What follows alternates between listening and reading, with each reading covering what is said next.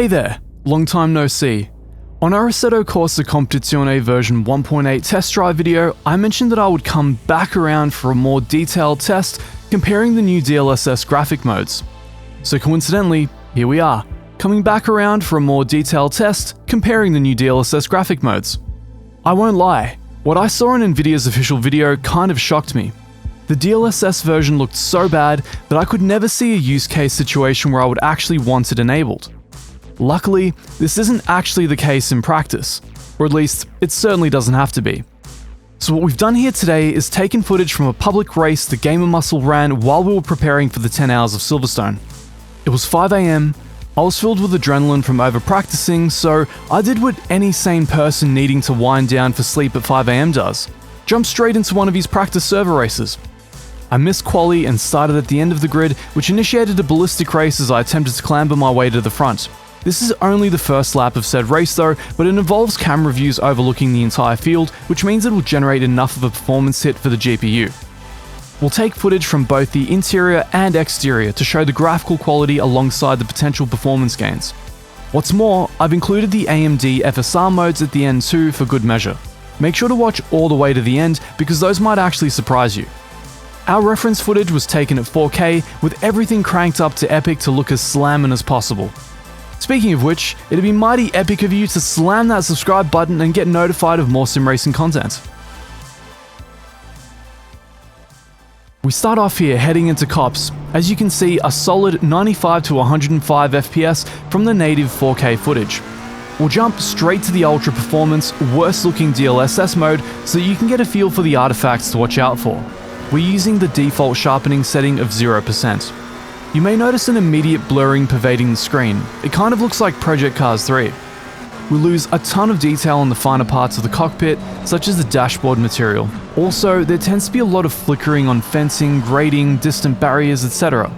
Stickers and liveries on cars become quite a bit harder to read, as well as the overall finer detail on exterior car models disappearing. That said, it's actually a reasonably small graphical hit considering that we're gaining anywhere from 70 to 80 FPS. That's a respectable gain at 4K. It's the external view where we really start to see things fall apart. Note all of the strange temporal ghosting around the car as it moves. There's a ton of artifacting on the text too, but here's the truly crazy part. We're getting a roughly 140% gain on frames from the external view.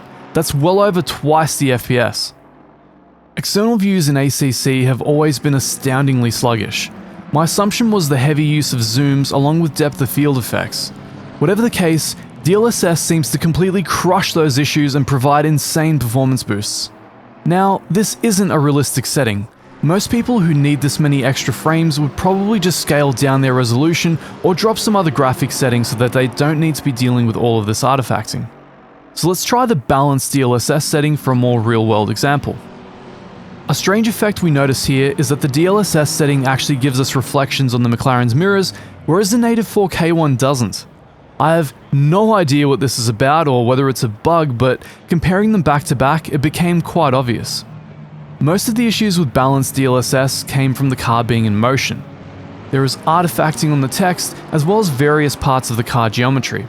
Overall, there is additional blurring compared to the native image, but it's nowhere near as severe as the ultra performance setting. Seeing as we almost double our frames on exterior shots on balanced DLSS mode, it would be my suggestion that you start here and then tweak other graphics settings as necessary. Compared to the ultra performance setting, we don't lose very much detail at all.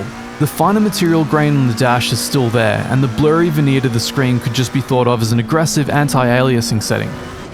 It's not a free gain. There is still a noticeable loss in graphical fidelity, but it shouldn't be anything that bothers you while driving. What you will notice, however, is your frame rate going up by around 50% in the interior, especially if you're at the breakpoint just below 90 FPS, where the eye begins to perceive the slideshow effect. Keeping the FPS above 100 should maintain the illusion of fully smooth gameplay while driving. Now, quality DLSS is the realistic setting I would recommend most people run if they can.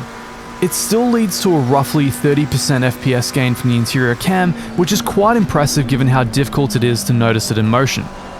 I actually don't mind the subtle blur that quality mode adds, as ACC has always been riddled with jaggies due to an interesting implementation of anti-aliasing and sharpening in Unreal Engine 4.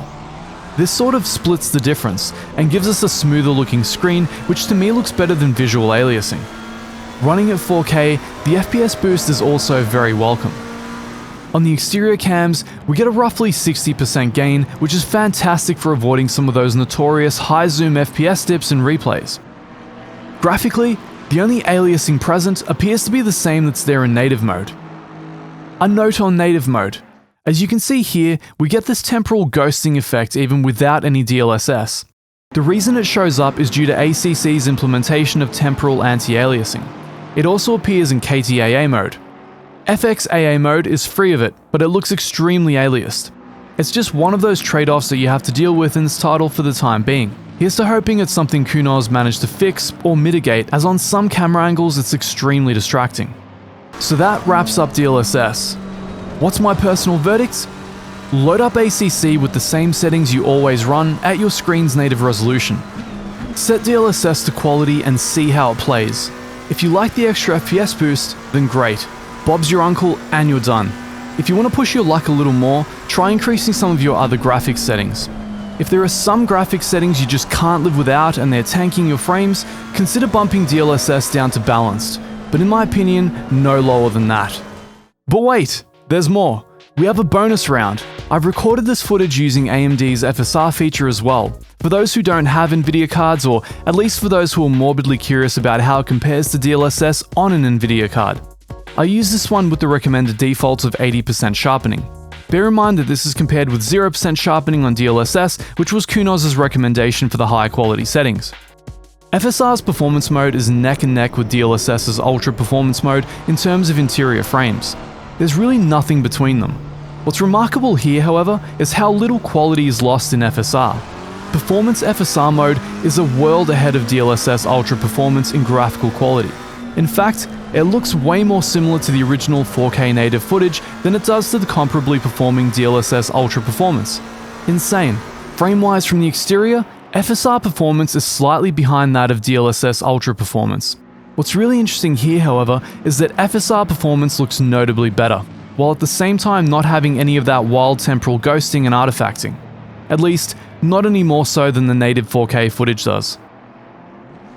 It seems that for really aggressive super sampling, FSR performance is a more sensible solution, maintaining an image far closer to that of the native 4K footage, while also not sacrificing a bunch of quality in exterior shots to get a metric ton of frames.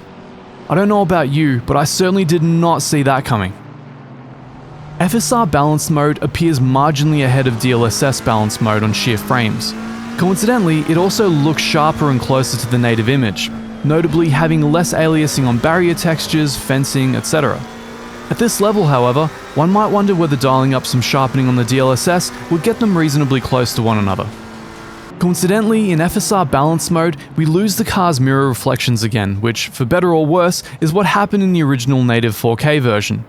I'm not sure if this is a bug or something really surreal, but the reflections only come back in the higher DLSS settings. Otherwise, the frames are neck and neck with DLSS performance mode on the exterior shots, and they're close to tied in appearance, with DLSS potentially gaining a slight edge for marginally less artifacting on the car body.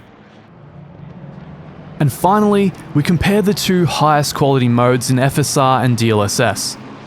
FSR Ultra Quality is noticeably sharper and closer to the 4K native image than even DLSS on Quality mode. Now, as mentioned, DLSS on Quality mode could just be thought of as an aggressive anti-aliasing filter. There's certainly a noticeable amount of blurring compared to the 4K native image, but if you like a softer appearance, it may even be to your preference.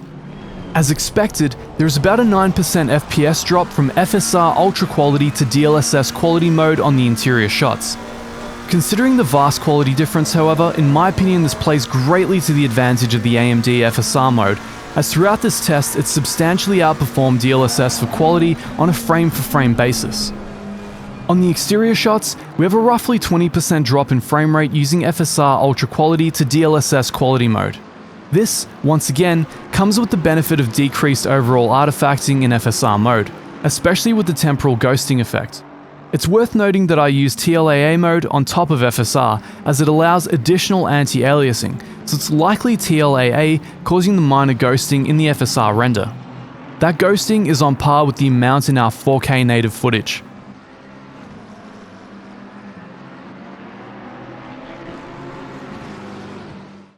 Well, that was a more intense test than I banked on, but boy am I glad to have included the FSR modes. Definitely not what I expected, but it's looking that for best appearance to performance trade-off on my machine running a 3080 GTX at 4K, FSR Ultra quality is the go. I would suggest you try these out for yourself and see what sticks. The usable modes for me were DLSS balanced and quality, whereas with FSR you could likely pick from standard or ultra quality depending on your needs. The latter is almost indistinguishable from the native 4K image, yet still coming in with a nice performance boost. Free gains. You've gotta love them. Make sure to subscribe for future sim racing content, and until next time, I'll see you all later.